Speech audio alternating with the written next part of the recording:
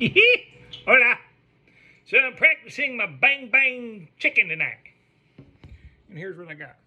I got chicken that has been marinating for the last, I don't know, 3, 4, 5 hours with buttermilk, a little garlic powder, a little hot sauce, some salt, pepper, and a secret ingredient. None of your business. It's none of your business is what it is. And then there's a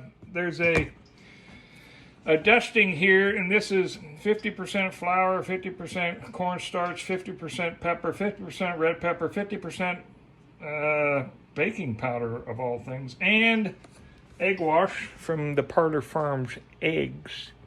And panko. This is not a gluten-friendly recipe. I'm just telling you right now. So I'm going to go ahead and get these going using the one glove method, and then we're going deep fried in pig lard. Do you know how I know that that's pig lard? Says so right on the bucket.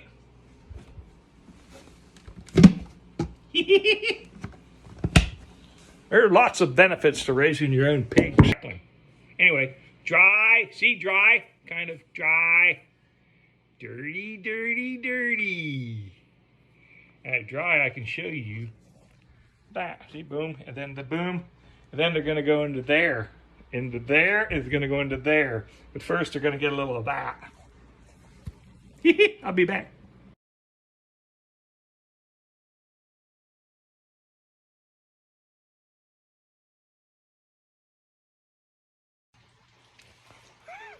Like I said, I don't deep fry very much. But here's a helpful tip. Don't just drop your already first cooked, much more solid pieces of meat down in there into the hotter oil and let it splash back and hit you in the eyebrow. That's not very friendly. And, well, I'm not going to have my eyebrows waxed this year. I had them oiled. I'm waiting for that to stop doing that. And then I'll show you what that means. Oh, it's just going to do it. It's just going to do it. But somewhere up here, it's like, hey, ow! And I got a little bit there. You know what? If you see people working in the kitchen, right, in a commercial restaurant, any restaurant, they get burned, cut, stepped on, bruised every freaking day. I got so much respect for them. You know, I'm a hobby cooker. But the ones that do it day in, day out, in a kitchen, tight quarters, with other people doing their dance, I got so much respect for them. Look, they're getting golden brown. And that's even got that temperature kicked up to 400 degrees right there. But you'll see it doesn't go crazy with the bubbly. Most of the moisture on the surface come out the first time. Ow! Ooh, apparently I got some right there too.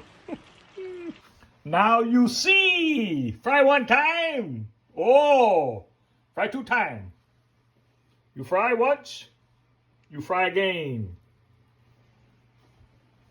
A crispier, oh my goodness, a crispier and more enjoyable delicious treat. Anyway.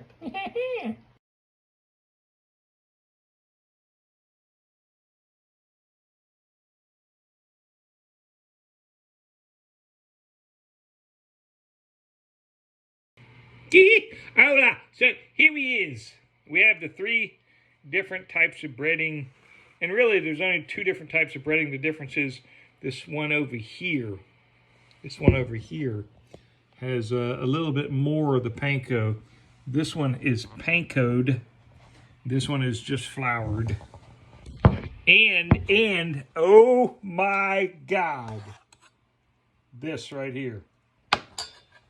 So I'm not going to just pour it on because tomorrow I'm going to do shrimps. Maybe, I don't know, maybe Sunday. I don't know. See what has in plan. But I'm not just going to pour it on because I'm doing a taste tester. And I don't want to, you know, I need it. So this is the first one, and then I'll do a dip. You can say don't dip. I dip it. I did it, and I'm doing it again.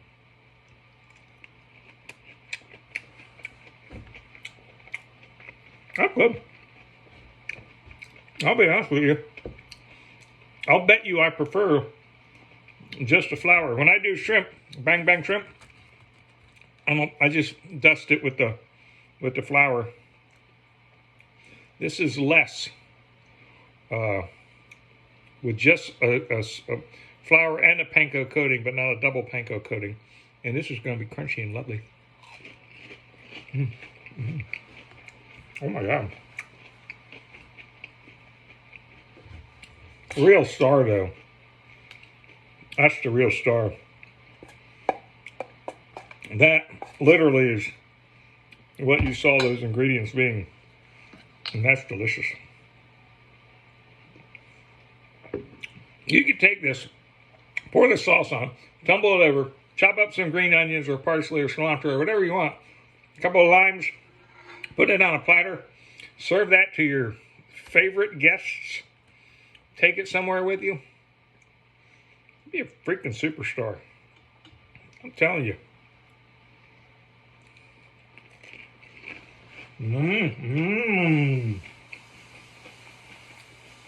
Well, I don't know now. That's excellent. I don't like bread. I don't like gluten. It doesn't like me. But I eat it time to time, more often lately than I have ever before. But that's really good. That's delicious. The one thing I omitted from the recipe of marinating the chicken was salt, because there's so much salt in this. And this is a salty goodness, savory, wonderful, you know, a little bit of heaven. I'd rub it all over my never mind. But this has the salt in it. But everything you cook should be salted and seasoned properly. Because just eating one of these pieces of chicken, it's lacking a salt. Anyway, make that for your friends. Oh my God! And you know, I'll just tease you with this, with just this one visual. This one visual. Oh my goodness! Really is good. Not my recipe. I always copy someone else's recipe. And delicious. Hola! So, another method of how I utilize the whole piggy. You know, we got all the back fat off of Amos, and we rendered that down into lard, right? We used the lard for deep frying, and I did a number of batches of deep frying with it. And then what do you do with the spent lard? Sometimes, if it's not too bad, you can throw it back in with your other lard, but I don't like doing that. But in either case, the old dirty plate, because, you know, we were recyclers, kind of, you know, in a certain way. And I mixed up a bunch of that lard with some of the chicken feed. Oh, there's some flaxseed, an old bag that we wasn't going to use anymore for anything. There's some freeze-dried minnows that was in my pantry. I have a lot of that kind of stuff in there because I'm a weirdo. But they're delicious, actually. And some oyster shells. And you make a big old, just mix it all together into this beautiful solidified paste. And feed this to the chickens. The chickens love it. And I cover it like that. Boom, boom, boom. There it is, 1 day's worth. So right here I have, there's 1, 2, 3, 4, and at least another 2 in there to make. So we don't give it to them every day, you know, something like that, because there's a lot of fat in that. But probably once or twice a week we'll do something, and we can even spread it out further than that. Once a week it'd be plenty for them on something like that to supplement their normal, you know, non-GMO, blah, blah, blah feed that we give them from our local market mill up the street. And just thought I'd share how I do the most I can with my piggies. Nothing gets thrown away, really.